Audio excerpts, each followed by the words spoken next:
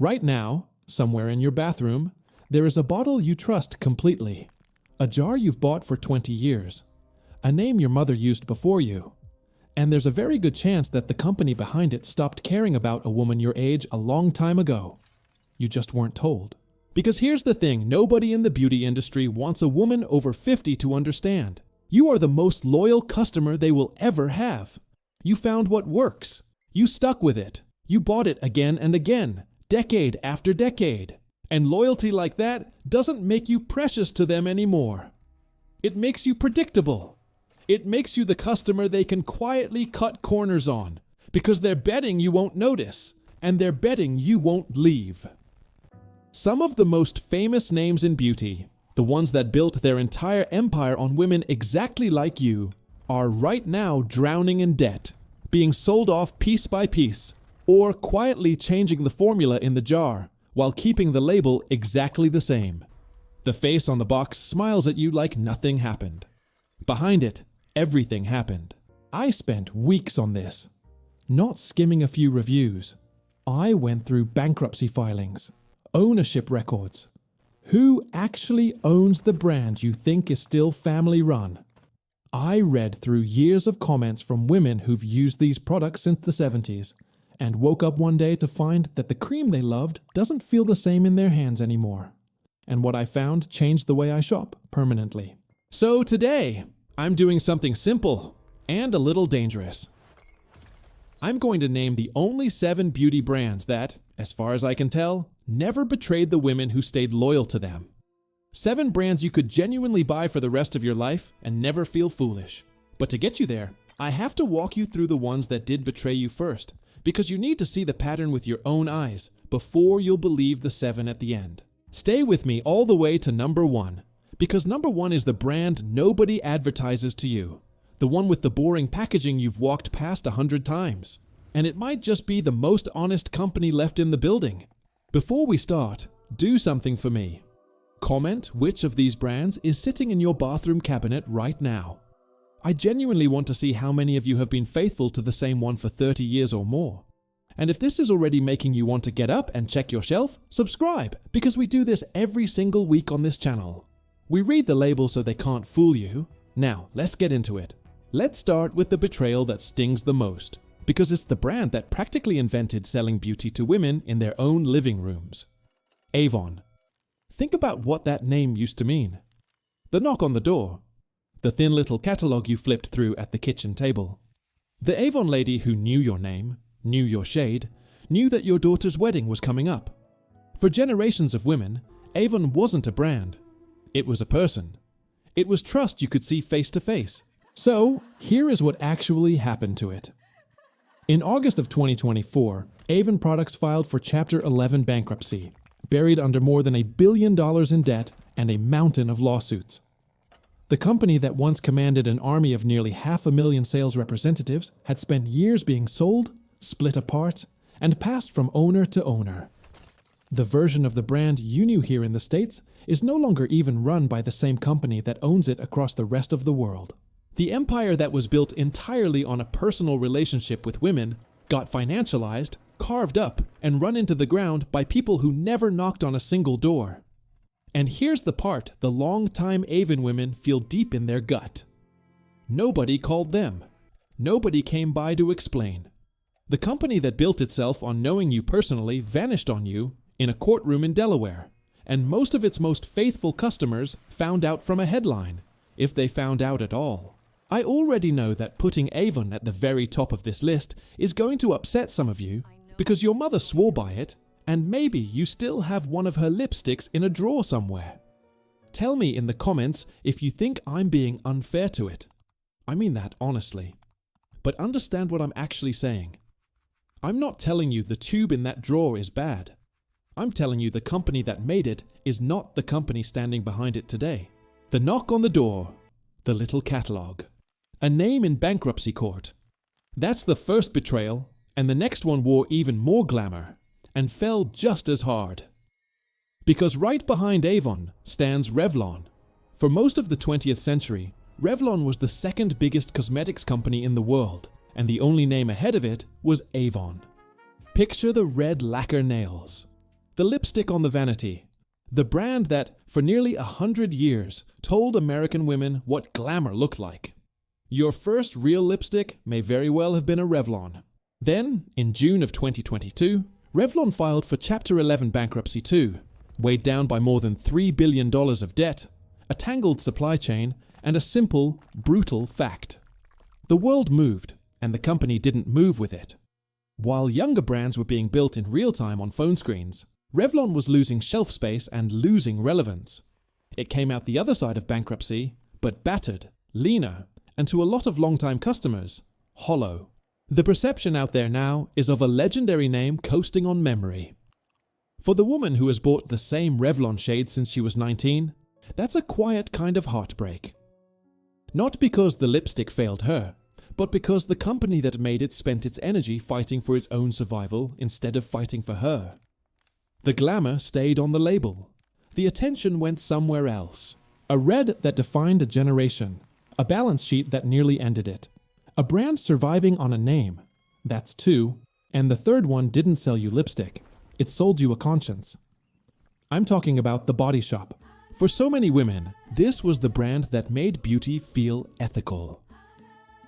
Founded back in 1976 by Anita Roddick, it stood against animal testing before it was fashionable, talked about fair trade before anyone else in the aisle did, and made you feel like the money you spent on a body butter actually meant something.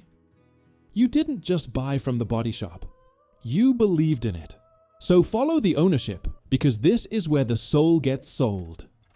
The Body Shop passed from L'Oreal to the Brazilian company Natura to a private equity firm called Aurelius to yet another owner, hand to hand to hand.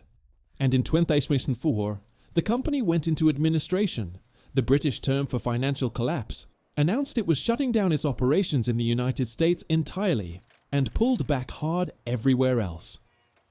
The pioneer of ethical beauty became a financial asset to be flipped. And that's the mechanism you have to understand, because it repeats over and over in this industry. A brand earns your love over decades. Then it gets bought. Then it gets bought again. Each new owner needs to squeeze a return out of it, so they cut, they reformulate, they raise the price, they close the stores, and the thing you actually loved, the reason you stayed, slowly evaporates while the logo stays exactly the same. The longtime fans say it plainly. It feels like the heart got sold off in the paperwork. A brand built on belief, an owner that changed 4 times, stores going dark. That's 3. And the 4th betrayal is the sneakiest of all because it doesn't make headlines. It happens silently, inside the jar. It's the reformulation. Here's the trick. A company keeps the exact same name, the exact same packaging, the exact same price, and quietly changes what's inside. Sometimes there's a real reason, like a change in regulations or an ingredient supplier disappearing. And sometimes longtime customers are convinced it's simply cheaper to make. Either way, you bring it home, you use it, and something is just off. The texture is thinner. The scent is different. It doesn't sit on your skin the way it used to. You start to wonder if it's you. It's not you. This is so common that there's an entire graveyard of beloved products that got reformulated, hated, and either abandoned or quietly walked back. One of the most famous recent examples wasn't even aimed at women your age. A trendy young brand reformulated its single most iconic product to chase a marketing label. The longtime fans revolted, said the new version felt cheap and broke down, and the company was forced to bring the original formula back. If it happens that loudly to the products younger women obsess over, imagine how quietly it happens to the moisturizer a 60-year-old woman has bought without a second thought for 15 years. For the woman who finally found the one cream that calms her dry, thinning, reactive skin, this is the cruelest betrayal of all, because she didn't lose the product. The product is still on the shelf, smiling at her. She just lost what made it work, and nobody will admit a single thing changed. Same label, new formula. Total silence. That's the pattern. And once you see it, you can't unsee it. So let me ask you something, and I want a real answer in the comments. Did some part of you always suspect it? that the second you crossed 50, a lot of these companies quietly decided you were a sure thing they no longer had to earn? Comment if you felt that, because I don't think you were imagining it. Now, take a breath. Go ahead and check your bathroom if you want to. And if you find some of these, do not panic and do not throw a single thing out yet, because here is the good news, and it's the whole reason I made this video. Not every company sold you out. A handful of them kept their word for decades, quietly, without drama, without a celebrity, without a single betrayal. You just have to know which ones they are. So let's count them down. Number 7 is Eucerin. This is the German pharmacy brand that has been quietly taking care of sensitive, dry, easily irritated skin for generations. It was never trendy. It was never glamorous. It was never trying to be. Its entire reputation is built on being the dependable, clinical, fragrance-conscious cream that pharmacists and dermatologists hand to people whose skin reacts to everything else. It's part of the same long-established company behind Nivea, and through all of that, it kept its lane and kept its formulas steady. On the skin, it's the kind of rich cream that calms that tight, papery feeling older skin gets in winter, without sitting greasy on top. Eucerin proves a simple thing. Boring and reliable will outlast trendy, and gone every single time. Number 6 is Olay. Be honest. Your mother probably had that little tub on her vanity, and there's a good chance you do too. Olay has been around for decades. It never pretended to be luxury, and most importantly, it never priced you out and never walked away from women your age. While other brands chased a younger crowd, Olay kept making affordable products aimed squarely at mature skin, kept them in every drugstore in the country, and kept them within reach. It's owned by one of the biggest companies on earth, and instead of using that to gouge you, it used it to stay cheap and stay everywhere. A lightweight lotion that disappears into the skin. A jar that's been faithfully sitting on vanities since long before the internet. Olay never sold you a fantasy and never made you pay through the nose for the truth. Number 5 is Clinique, and this one is going to start an argument so good. Clinique is owned by one of the giant beauty conglomerates, the same kind of corporate parent I've been warning you about this whole video. And yet, since 1968, Clinique has held its lane with a stubbornness that's almost old-fashioned. Allergy tested. 100% fragrance-free. Built with dermatologists from day one, back when nobody else was bothering. That yellow lotion your skin recognizes. The famous 3-step. The loyal following of women who've used the same routine for 30 years. So yes, before you type it in the comments, Clinique is owned by a giant. So is the next brand on this list. But here's the point, and I want you to sit with it. The crime was never simply who owns a brand. The crime is when an owner uses the brand to quietly squeeze you and betray what you loved. Clinique didn't do that. It kept its promise. On reactive skin, it still doesn't sting, and it still feels exactly like it did decades ago. Clinique proves a big owner is not automatically a betrayal. Number 4 is Cetaphil. This is the unglamorous bottle that has been sitting in dermatologists' offices for as long as anyone can remember. It is the opposite of exciting, and that is precisely why I trust it. Made by a long-established skincare company, its gentle cleanser has been recommended for sensitive, reactive, mature skin for decades, and the formula has stayed faithful that whole time. No foam to strip you, no sting. None of that tight, squeaky, scrubbed raw feeling that wrecks older skin. It just quietly does its job and asks for nothing. Cetaphil proves the boring bottle in the doctor's office will outlast every influencer launch on the shelf next to it. Number 3 is La Roche-Posay. If you've ever walked into a French pharmacy, you've seen this brand treated like medicine, not makeup. It's built around sensitive and mature skin, it's famously fragrance-free, and it's recommended by dermatologists all over the world. It centers the ingredients that genuinely matter as skin ages, things like niacinamide and ceramides, and its mineral sunscreens are made with mature, reactive skin specifically in mind, which matters enormously after 50.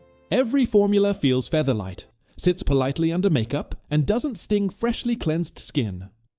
La Roche-Posay treats your skin like it's worth protecting, not just decorating. Number 2 is CeraVe, and I already know the comment you're typing, so let me beat you to it. But CeraVe is owned by L'Oreal. Yes, it is. And I'll be honest with you, I almost left it off this list for that exact reason. So here is why it stayed, and this is the whole philosophy of this video in one example. A big owner is only a betrayal if they use the brand to squeeze you. CeraVe got bought by one of the biggest players in the entire industry, and the price stayed low, the formula stayed simple, and the bottle on the shelf today does the same honest job it did 10 years ago. It was developed with dermatologists. It's built around ceramides and hyaluronic acid, which are exactly the things that help that thinning, drying, over 50 skin barrier hold itself together, and you can still buy it for the price of lunch. So tell me in the comments, and be honest, because this single question splits this whole audience right down the middle. Does the name of the owner actually matter to you?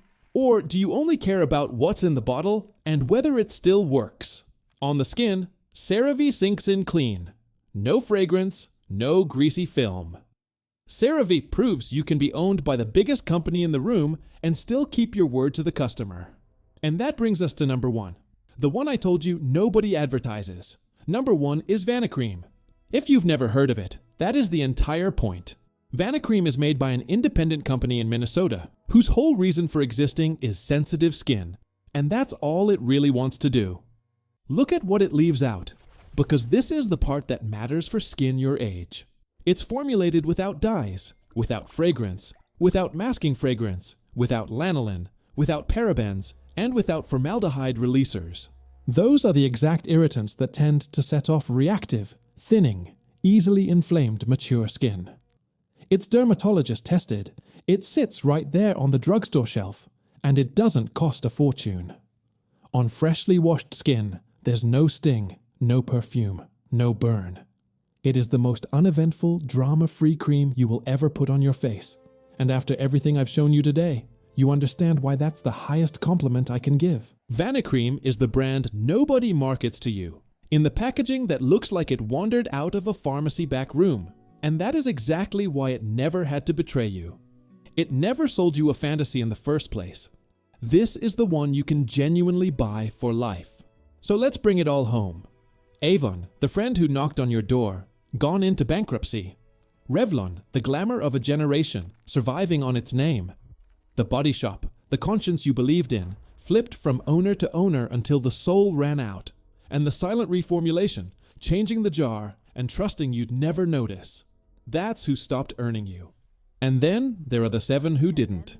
Eucerin, Olay, Clinique, Cetaphil, La Roche-Posay, CeraVe, and Vanicream. 7 brands that, in a business built on selling women a fantasy, and then quietly cutting corners once they're loyal, simply kept their word. That's the whole lesson. Loyalty is supposed to run in both directions. And after 50, you have earned the right to give yours only to the companies that still earn it back. So, be honest with me. Now that you've seen the pattern, are you actually going to clear out the ones that stopped earning your trust? Or are you going to keep buying them out of pure habit? Comment throwing out or comment keeping? I read every single one, and I want to know where this audience really stands. Here's what to do tonight. Go look at your bathroom shelf with new eyes. Check who actually owns what you trust, and check whether the thing in your hand still feels like the thing you fell in love with. If this video helped you see your own shelf more clearly, give it a like so more women your age find it, and subscribe and tap the bell. Because next week I'm putting drugstore foundations on trial, the ones that promise you a glow, and then settle straight into every line you've got by lunchtime. You will want to see that list before you buy your next one. And before you go, 2 things I need from you. Which brand did I leave off today's list that you think belongs here? And what do you want me to put on trial next? Drop the name in the comments, because the most requested one goes first in the next video. You decide who's investigated. This has been Beauty After 50. Read the label. Reward the ones who earned it. Walk right past the ones who didn't. And I'll see you next week.